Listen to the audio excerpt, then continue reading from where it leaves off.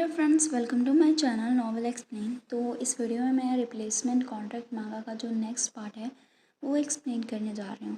तो जैसा कि हमने लास्ट चैप्टर में देखा था कि जो हमारा होता है शू जिचिन, उसे याद आता है अपने स्कूल के डेज़ में एक लड़के की जो कि बिल्कुल पेशिशी की तरह दिखता था।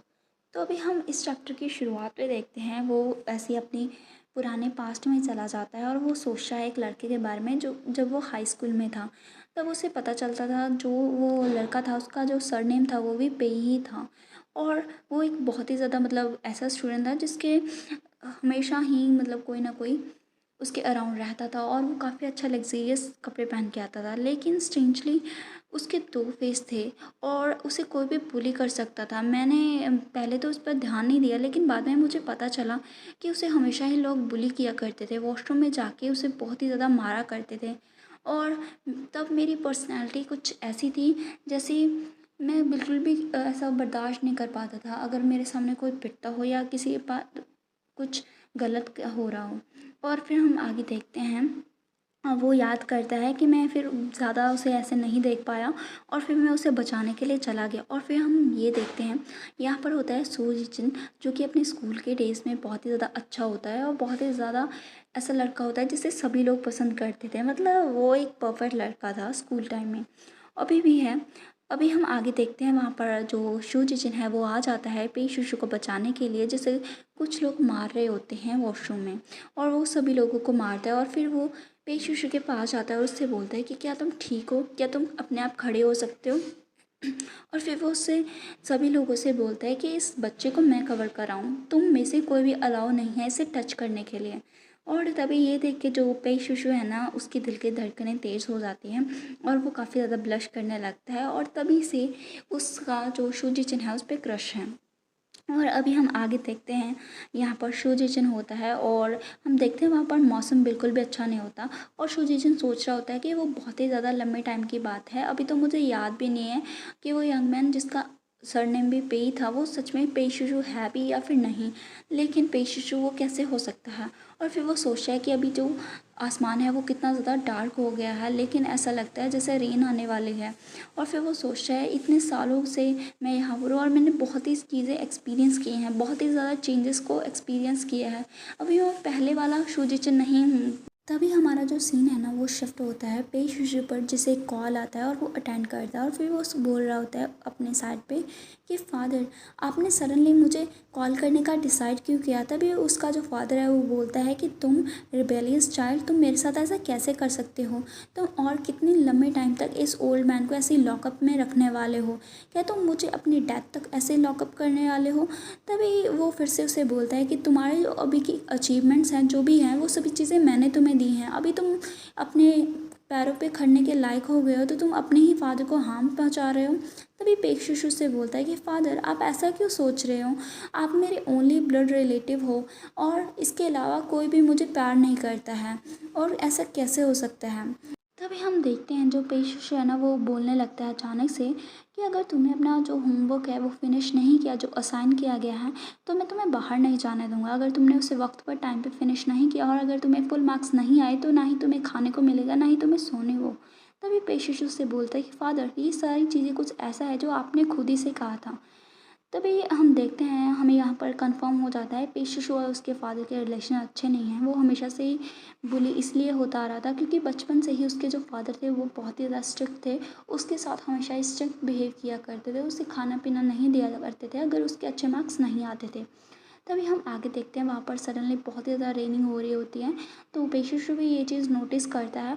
और फिर हम देखते हैं वो गुहान के पास जाता है और उससे बोलता है गुहान। तभी गुहान उससे बोलता है शुशु क्या हुआ है। तो हमारा जो शुशु है वो उससे बोलता है कि अभी बहुत ही ज़्यादा हेवनली रेन हो रही है और जो शुशु है ना वो बाहर ही है, क्या तुम उसे अंदर नहीं आने दोगे। तो गुहान उससे बोलता है कि ये क्या है, ये थोड़ा सा गीला ही तो होगा और इसके अलावा शुजिची ने कुछ गलत किया है तो उसे पनिशमेंट मिलनी ही चाहिए। और अभी शाम हो चुकी है, अभी तुम्हारे सोने का वक्त है, जल्दी से जाओ सोने के लिए। तभी हम आगे देखते हैं ना, जो पेशुशु है वो अपना पैर आगे कर देता है और जैसे ही गुहान आगे बढ़ने लगता है तो उसके पैर से टकरा जाता है और वो नीचे गिरने लगता है स्टेयर्स से। तो जो पेशुशु है वो उसे बहुत ही गुस्से से घूर रहा होता है। तभी जो गुहान है ना वो पेशुशु के थोड़े से एक्सप्रेशन नोटिस कर लेता है और हम देखते हैं पेशुशु इवल स्माइल दे रहा होता है। तभी वहाँ पर भाग कर किंग किंग आता है और उसे बोलता है, बिग ब्रदर आपको क्या हुआ। तभी जो पेशुशु है अपने एक्सप्रेशन को चेंज करता है और उससे बोलता है कि ब्रदर हान, क्या आप ठीक हो? आप सडनली ऐसे स्टेयर्स के नीचे कैसे गिर गए? तभी गुहान सोचता है कि शुशु मेरे लिए इतना वरिड है, लेकिन जो पहले मैंने स्माइल उसके चेहरे पे देखी थी वो जस्ट मेरी इमेजिनेशन हो गई और वो फिर से ही अपनी इमेजिनेशन में खो जाता है। और फिर हम देखते हैं वहाँ पर एम्बुलेंस आती है तो शुजिचिन में ये नोटिस होता है कि क्या हो रहा है, गुहान ऐसे हॉस्पिटल में कैसे जा रहा है। तभी जो हमारा किंग किंग है वो उसके साथ जाता है। तभी हम देखते हैं वहाँ पर पेशुशु आता है और अपना जो कोट है वो शुजिचिन को उड़ाता है। तभी पेशुशु से बोलता है, शुशु ये मेरा तुम्हारे लिए गिफ्ट है, क्या तुम खुश हो अभी? तो शुजिचिन उससे बोलता है कि तुमने गुहान के साथ क्या किया है। और हम देखते हैं शुजिचिन उसके और देखने लगता है। पेशुशु उसके ऊपर अम्ब्रेला कर देता है और उससे बोलता है कि उसने मेरे शुशु को सेट किया था, तो फिर उसे अपनी जो पनिशमेंट है वो एक्सेप्ट करनी ही पड़ेगी। और इसके अलावा मुझे पता है कब जेंटल होना है और कब उसे गिराना है। इसके अलावा उसने मुझे नहीं देखा उसे ट्रैप करते हुए, मैं तो बस ऐसे ही देख रहा था। उसके अलावा ये उसी की गलती है, वो आगे देख के नहीं चल रहा था जिसकी वजह से वो खुद ही गिर गया, इसका मेरे साथ कोई बिजनेस नहीं है। तभी शुजिचिन उससे बोलता है, पेशुशु तुम्हें पता है तुम क्या कर रहे हो? तभी जो पेशुशु है ना वो उसके नज़दीक आता है और उससे बोलता है कि मुझे पता है, लेकिन मैं से कैसे स्टैंड कर सकता हूँ कि वो तुम्हें बुली कर रहा हो और मैं कुछ भी ना करूँ। इसके अलावा इतनी हैवी रेन हो रही है, क्या तुम सच में यहाँ पर खड़ना चाहते हो? जल्दी से चलो वरना बहुत ही ज़्यादा बैड होगा। तभी शुजिचिन उससे बोलता है कि क्या तुम अफ्रेड नहीं हो कि मैं तुम्हारा रिपोर्ट कर दूंगा अगर तुमने मुझ पर इतना ज़्यादा ट्रस्ट किया? तो पेशुशु से बोलता है कि नहीं, मुझे बिल्कुल भी डर नहीं लगता। इसके अलावा मेरा जो कुछ है वो शुशु का है और शुशु के पास राइट है मुझे हैंडल करने का। तो मैं यहाँ पर बता दूँ फिर से कि जो पेशुशु है उसका नाम भी शुशु है और शुजिचिन उसका नाम वैसे तो शू है लेकिन उसे भी शुशु ही बोलता है पेशुशु। तो अभी हम आगे देखते हैं जो शुजिचिन है ना वो सोच रहा है, पेशुशु तुम सच में, तुम्हारा समझ में नहीं आता तुम क्या कर रहे हो। और यहाँ पर शुजिचिन थोड़ा ब्लश करने लगता है। तभी वो उसे छींके लग जाती है तो पेशुशु थोड़ा सा घबरा जाता है और फिर वो उसके फोरहेड को टच करता है अपने फोरहेड से और उससे बोलता है कि शुशु तुम्हारा जो फोरहेड है वो बहुत ही ज़्यादा गर्म है, ऐसा लगता है जैसे तुम्हें फीवर आ गया है। तभी वो उसे अम्ब्रेला पकड़ाता है तो शुजिचिन उससे बोलता है कि तुम क्या कर रहे हो। तभी पेशुशु उसे अपनी गोद में उठा लेता है और उसे ले जाने चलता है। तो शुजिचिन उससे बोलता है, पेशुशु क्या तुम क्रेजी हो रहे हो, तुम फिर से मेरे साथ ऐसा क्या कर रहे हो? तो इसे यहाँ पर ये वाला चैप्टर फिनिश हो जाता है। तो अभी हम नेक्स्ट चैप्टर की शुरुआत में देखते हैं ना, जो पेशुशु है ना वो शुजिचिन को लेके अपनी गाड़ी में बैठता है और उससे बोलता है, शुशु तुम्हें बहुत ही ज़्यादा फीवर है, मैं तुम्हें अपने प्राइवेट हॉस्पिटल में लेके जाता हूँ। तभी हम देखते हैं वहाँ पर उसका जो ड्राइवर होता है वो असल में होता है पेशुशु का असिस्टेंट और उसका नाम होता है शाओजिन। तो शाओजिन उसकी ओर देख रहा होता है और सोचता है, तो ये वो पर्सन है जिसका मेरा बॉस इतने सालों से इंतज़ार कर रहा है, इसके बारे में इतने सालों से सोच रहा है। तभी पेशुशु से ऐसा उसे देखते हुए देख लेता है और फिर वो गुस्से से उससे बोलता है कि क्या तुम्हें किसी ने नहीं बताया, ऐसे कैजुअली तुम अपने बॉस पर नज़र नहीं रख सकते, क्या ये कोई इम्पॉर्टेंट थिंग है? तभी जो शाओजन है ना वो उसे सॉरी बोलता है। फिर वो सोचता है कि बॉस क्या ये कोई इम्पॉर्टेंट मैटर है?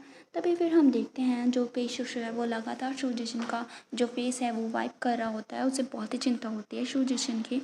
और फिर वो सोचता है कि मेरा शुशु इतनी जल्दी कैसे बुरी होने लग गया, वो तो ऐसा बिल्कुल भी नहीं था। और वो उसकी चिंता करता है।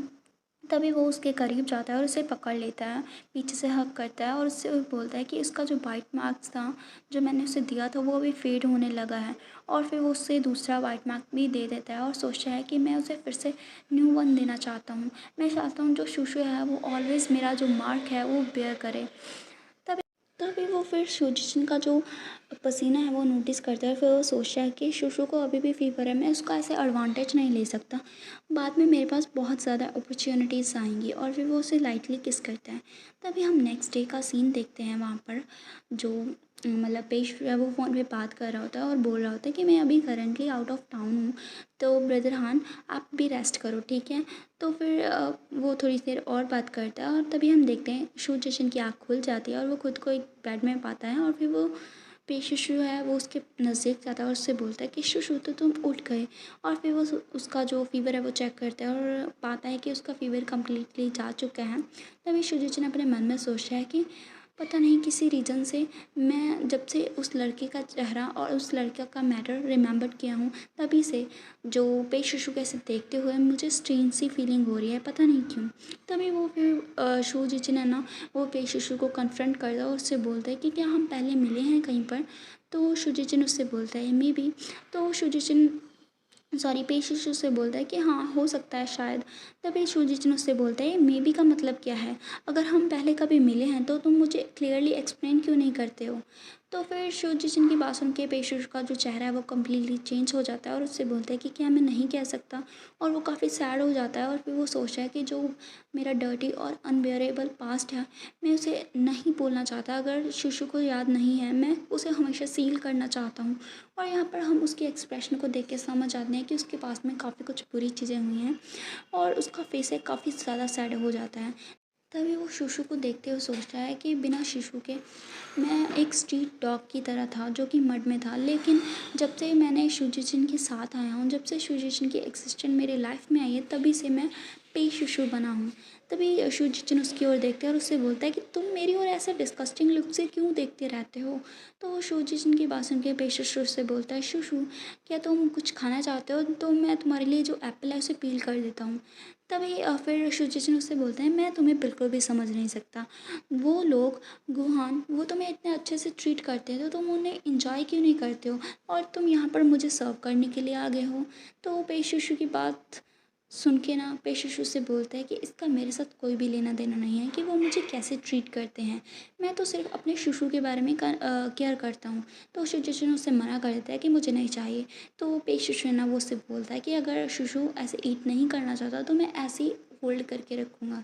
तो फिर जो शुचिचिन है उसकी बात माननी पड़ती है और फिर वो खा लेता है चुपचाप से। तो पेशिशु सोचता है कि शुशु कितना ज़्यादा क्यूट है, मैं ना सच में इसकी ये जो पिक्चर है उसे कैप्चर करना चाहता हूँ और मैं अपने शुशु कलेक्शन में रखना चाहता हूँ। तो यहाँ पर हमें समझ में आ जाता है जो शुजिचिन की बहुत सारी पिक्चर्स ली हैं पेशिशु ने, क्योंकि हमारी जब स्टोरी स्टार्ट हुई थी तभी से हमें पता है जो पेशिशु है उसकी पिक्चर्स को लेना पसंद करता है। तभी हम देखते हैं वहाँ पर शुचिचिन उससे बोलता है इसके अलावा तुम गुहान को कैसे एक्सप्लेन करने वाले हो। तो फिर पेशुश उससे बोलता है कि उसे बस थोड़ी दिन के लिए हॉस्पिटल में रहने दो। वैसे भी ये बहुत ही ज़्यादा अनफॉर्चुनेट था कि वो जो स्टेयर्स थी वो काफ़ी ज़्यादा शॉर्ट थी, वरना वो लाइफ लॉन्ग डिसेबल हो सकता था। तभी शुचिचिन उसकी ओर देखता है और सोचता है पेशुशु का जो करेक्टर है वो काफ़ी ज़्यादा टफ है। तभी वो बोलता है अगर गुहान को पता चला ना कि उसका जो वाइट मून लाइट है जिसे वो इतने दिनों से इतने सालों से भूल नहीं पा रहा, वो कितना ज़्यादा रूथलेस है, वो प्रॉबेबली बहुत ही ज़्यादा डिसअपॉइंट होगा। तो फिर पेशुशु से बोले तो इसके मेरे साथ क्या कनेक्शन है। तभी पेशुशु को ऐसे कॉमनली यूजली रिएक्ट करते हुए देख के शुजिचिन उससे बोलता है कि तुम्हें अपना जो एफर्ट्स हैं और अपना टाइम मुझ पे वेस्ट करने की ज़रूरत नहीं है, मैं ऐसे ही गुहन को नहीं छोड़ के जाऊँगा। तभी वो सोचता है गुहान और मेरा जो एग्रीमेंट था वो अभी तक एंड नहीं हुआ है, अगर मैंने ऐसे ही ब्रेक कर दिया ना पहले तो गुहान के टेम्पर के साथ वो मुझे जाने नहीं देगा ऐसी आसानी से। तो पेशुश उसके पास आता है और उससे बोलता है तो फिर मैं तुम्हें अकम्पनी करूँगा जब तक तुम यहाँ पर हो, जब तक तुम उसके साथ हो। तभी सूरज उससे बोलता है एक्चुअली मैं अगर हम दोनों अपने चेहरे को मिलाएं तो हम दोनों बिल्कुल भी एक दूसरे के साथ मैच नहीं करते, तो तुम ही मुझे ये बताओ गुहा ने मुझे ही क्यों चूज़ किया तुम्हारे सब्स्टिट्यूट की तरह। तो फिर वो बोलता है पेशिश मुझे पता है क्योंकि जब भी मैं स्माइल करता हूँ तो मैं बहुत ही हद तक तुम्हारे जैसा लगता हूँ। तो सुरजिन थोड़ा कंफ्यूज हो जाता है और फिर वो उससे बोलता है कि तुम्हें ज़रूर कोई गलतफहमी हो गई है, क्योंकि एक वाइट मून लाइट अपने सब्स्टिट्यूट की तरह कैसे लग सकता है। तो फिर जो मतलब होता है पेश वो जल्दी से उसे समझाने लगता है कि नहीं मैंने कोई गलतफहमी नहीं हुई है, ना ही मुझे कोई मिस्टेक हुई है। मैं हूँ जो तुम्हारी तरह लगता है, मैं बिल्कुल शुशु की तरह लगता हूँ। तभी वो उससे बोलता है आइंदा से कभी सब्स्टिट्यूट वर्ड को मेंशन मत करना, मैं ऐसा बिल्कुल भी सुनना नहीं चाहता। कि तुम ऐसा कहो। और फिर वो उससे बोलता है कि क्या ये गुहान के लिए कॉमन है तुम्हें इस तरह से पनिशमेंट देना। तो शुजिचिन उससे बोलता है कि वो थोड़ा हार्ड है सर्व करने के लिए। जब भी वो आता है, जब भी उसे वर्क के रिलेटेड कोई भी एंगर होता है, वो मुझ पे वेंट करता है, वो मुझ पे उतार देता है अपना गुस्सा। इसके अलावा वो दूसरे लोगों को अलाउ करता है मेरी इंसल्ट करने के लिए, वो कभी मेरे लिए खड़ा नहीं होता। इसके अलावा जो अभी का इंसिडेंट है वो तो बहुत ही नॉर्मल है, वो इतना बड़ी बात नहीं है। तभी उसकी ऐसे बातें सुन के ना जो पेशिशु है उसे काफ़ी बुरा लगता है शुजिचिन के लिए, और फिर वो उसे हक करता है। तभी जो शुजिचिन है वो उससे बोलता है तुम इतना ज़्यादा स्ट्रांगली रिएक्ट क्यों कर रहे हो। तो पेशिशु से बोलता है शुशु आई एम सॉरी। तो फिर शुजिचिन उससे बोलता है तुम मुझसे ऐसे अपोलोजाइज़ क्यों कर रहे हो, तुम्हें मुझे कोई भी माफ़ी मांगने की ज़रूरत नहीं है। तभी पेशेंस उसे और भी ज़्यादा टाइटली हग करता है और उससे बोलता है मैं थोड़ा लेट हो गया, मैं सच में बहुत ही ज़्यादा लेट हो गया, मैं ऐसे मेरी वजह से अगर मैं थोड़ा जल्दी आ जाता तो शायद तुम काफ़ी अच्छे हालात में होते और हम दोनों साथ साथ में होते, हम काफ़ी हैप्पीली रहते। और फिर वो उसके बहुत ही ज़्यादा थोड़ी देर और ऐसे हग करता है। तो इसके साथ यहाँ पर ये वाला चैप्टर फिनिश हो जाता है। तो यहाँ पर जो शुजिचिन है उसे पुश नहीं करता, तो हमें समझ में आ जाता है जो शुजिचिन है वो भी अभी थोड़ा थोड़ा पेशुशु को लाइक करने लगा है शायद। तो इसके साथ ये वाला चैप्टर फिनिश हो जाता है। नेक्स्ट चैप्टर में जल्दी ही मिलेंगे। बाय।